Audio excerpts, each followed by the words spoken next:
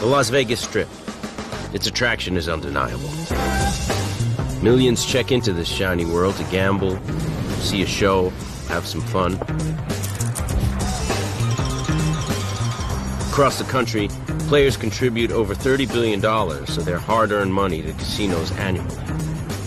The vast majority of these gamblers come prepared to win or lose, on the level. But the cheats have a different approach. They steal. And for casino professionals like Jim Hartley, it's hard telling the two apart. Everyone and anyone can be a suspect. Everyone's going to cheat. And I got to be honest, that's the way I look at something, is everybody lies, everybody cheats, everybody steals.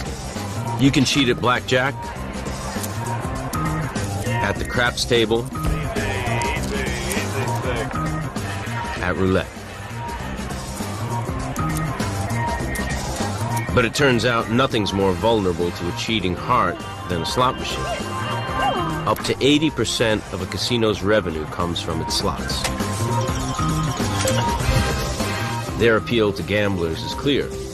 Slot machines are colorful, easy to play, and require absolutely no skill. But cheating the slots requires talent. The difference between me and the gambler who gets a thrill from just gambling, I don't gamble. I cheat. That's what I do. Former slot cheat Mr. D is a wanted man, facing 26 criminal charges for cheating in Nevada. He's granted us permission to film his interview at this undisclosed location in Vegas. What I find attractive about cheating slots is I'm anonymous. I'd walk up to a machine, not a person. Mr. D started out as a card shark. But when a friend showed him a simple device called a light wand, he decided it was time for a career change. And found he could make a living alone and in the shadows. I would go off somewhere in a corner that wasn't under a lot of surveillance because, frankly, it held the same amount of money whether it was in the middle of the floor or if it was off in a corner. The light wand was like a killer app for cheating the slots. It was easy to make. A couple of batteries wired to a small pin light. All Mr. D had to do was put it in the coin tray and point the light into the payout chute. Casino consultant Jason England describes how this little device helped Mr. D beat the machine and clean it out. It was switched on, and it blinded the electro-optical reader that was counting the coins as the coin rolled past this particular device. With the light up inside, the machine was blinded, and it could not tell how many coins were coming out. Mr. D could have emptied any machine on one winning play. A payout of up to $500. Instead, he won $100 here, $200 there. Nothing to draw attention.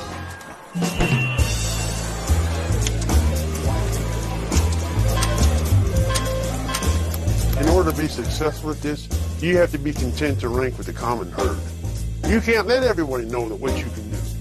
Otherwise, you'll get arrested, right? So you have to keep a low profile.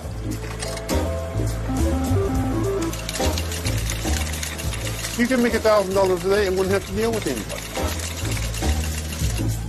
Mr. D knew someone might be watching, but didn't let it faze him. If you look around and look for ghosts, you'll see ghosts, and you won't do it. You'll talk yourself out of it. So you just have to put your head down, have confidence in it, and do it. The light wand was one of the most successful devices in the history of slot machine cheating. It was probably the device that took more money out of the industry than any other. And while we're not exactly sure how much money was stolen during the light wand era, estimates run into the high hundreds of millions of dollars. Mr. D estimates he cheated casinos out of nearly $1 million over 10 years using the light wand. And he didn't lose much sleep over it. The casinos that I beat, I didn't look at beating a casino. There wasn't a face there in front of me. You know, I looked at it like I'm beating a machine. To protect their profits from grifters and con men like Mr. D, casinos are spending millions on surveillance technology. At the newly opened Aria Resort and Casino in Las Vegas, spying on cheaters has been taken to the next level. Director of Surveillance Ted Whiting is allowing television cameras inside his command post for the first time. From this vantage point, Ted and his staff can monitor the action on the gaming floor from any of over 1,000 cameras. Everything that goes on inside the casino, table games, slots, poker, cage, racing sports, etc., that is the domain of this department here. Well, the role of a surveillance director and everyone who works in surveillance is to protect the casino's assets. Those assets are considerable. A good night for the Aria means a take of up to $10 million. There's 150,000 square feet of gaming floor to monitor, and the potential for cheating at every table and every slot. Obviously, we can't monitor all 1,100 cameras at the same time, so what we do is we pick cameras that are of interest at that moment. And interest could be a phone call from the pit that says, hey, we got a guy betting a lot of money. That's somebody who we would watch. And some things that we look for are things that are out of place. So maybe somebody walking too quickly. That would be a person of interest. The Aria gaming floor never closes, so the surveillance staff rotates on a 24-hour schedule. The operators remotely control video feeds, and select feeds are recorded digitally. When we see someone who we suspect is cheating and we have the video to prove it, that's when we call security. And of course, we inform the appropriate law enforcement agency. They make their determination whether or not an arrest should be made based on our video coverage. Eddie Collier engineered the digital system that stores the daily video record. It's very critical that all this equipment is running 24/7. If one part of it is down at any time, it's definitely compromising our business. So we need to make sure that this is running 100% all the time. If even one camera fails to operate, a six-figure theft can go unseen. How would you like to handle that one? Okay, so we've got 2 fixed and 1 PTZ, is that right? So security starts with daily camera maintenance. Today, Eddie and Ted direct a technician to reposition a PTZ, or pan-tilt-zoom camera. Tighten it up, and I think we're good. The adjusted angle will give surveillance operators a bigger and better look at the honest gamblers and the cheats. We don't hate it when people win. This is casino. People are supposed to have fun. Copy, thank you. Some people win, it's okay, but that's where I come in. That's when I have to analyze the play and make sure that it wasn't an advantage or a cheat. If somebody beats us, it's fine, as long as we know why they beat us and that it was a clean win. Thanks for us. Excellent job.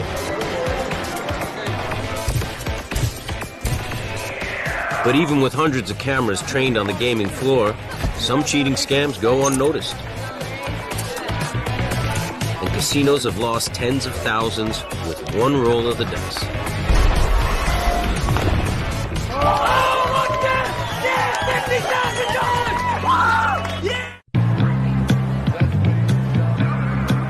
One of the most popular table games at the casino is craps. It's a favorite of high rollers who like the odds on the winning combinations. An opening roll of 7 can pay out up to 4-1. Betting on a roll of 2 or 12 can pay a whopping 30-1. A hot hand with the dice and big bets can mean thousands of dollars to a lucky gambler.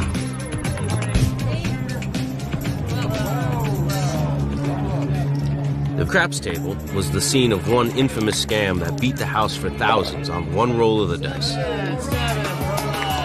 4 cheats worked as a team to pull this con off.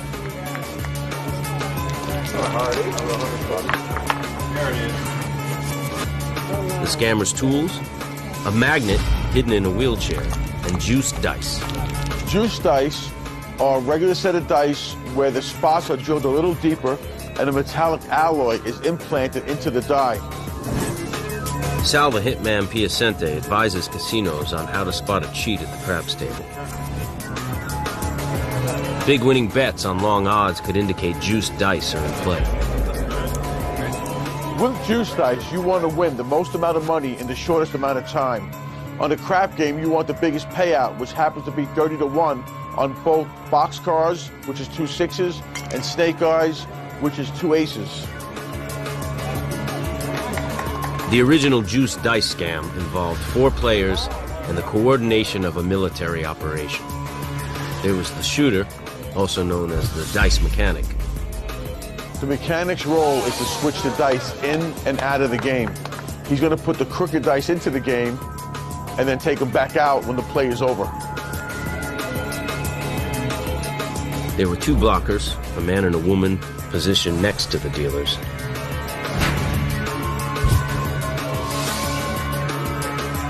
Blockers are the most important part of the team because they distract the dealer off the action for that split second.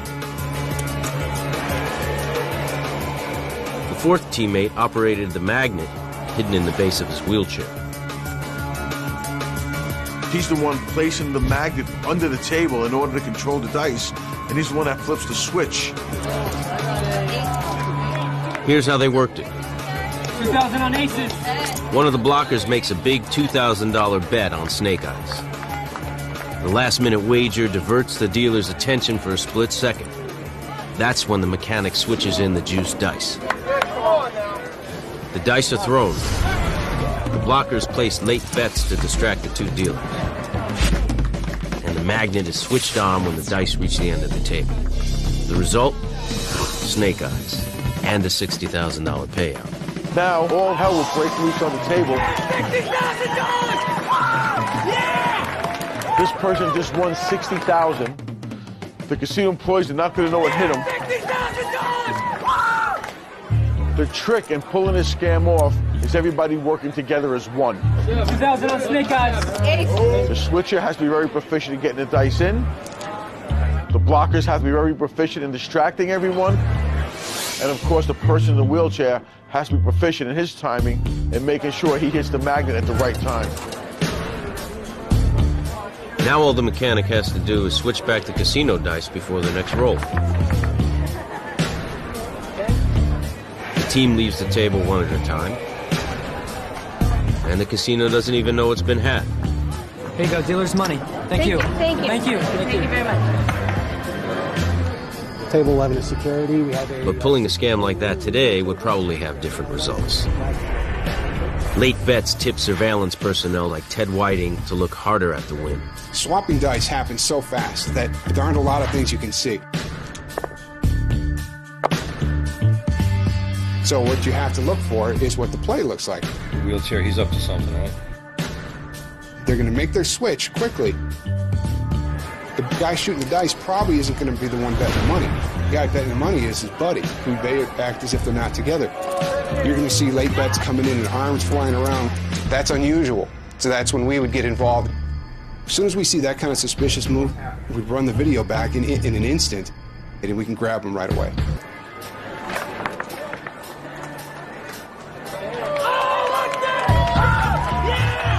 This is a scam that happened a long time ago and hasn't resurfaced in a while, but you never know when it can come back. Most cheats defeat casinos working simple scams, such as chip pinching and card swapping. And the more they succeed, the more confident they get. some of the really good cheats, I mean, they just come at you. Just come in and start doing it. And there is no setup.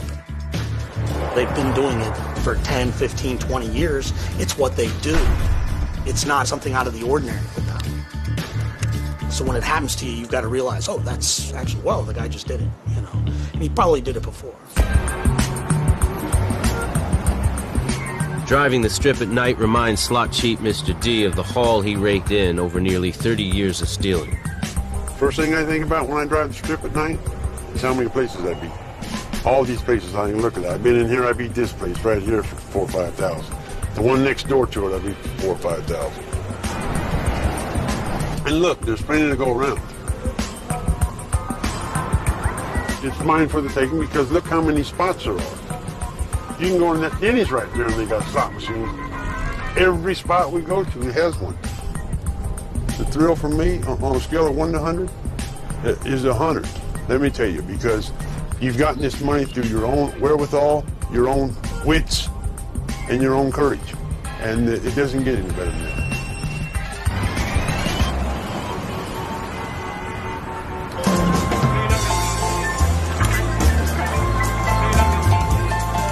In the 1990s, when casinos were bilked of millions by cheats with light wands, they decided to get rid of coin slots altogether. Ironically, the success of the light wand caused its demise. The man who invented it started selling it to different people for large amounts of money. It just got to be too well known. And then consequently, the slot machine makers took steps to stop it. My response to the light wand becoming obsolete was a penny, because that was my major way of making a living. And here it was coming to an end. Looking for something cheap-proof, slot manufacturers converted the machines to accept folding cash and make payouts on paper. Slot cheats quickly found a weakness in the new machines and came up with a second-generation light wand, the credit blaster. A credit blaster is an electronic device that simulates the signal generated by the bill validators that are mounted on every single slot machine. These credit blasters can rack up hundreds of fake dollars on a machine that can then be cashed out as if they were real. The best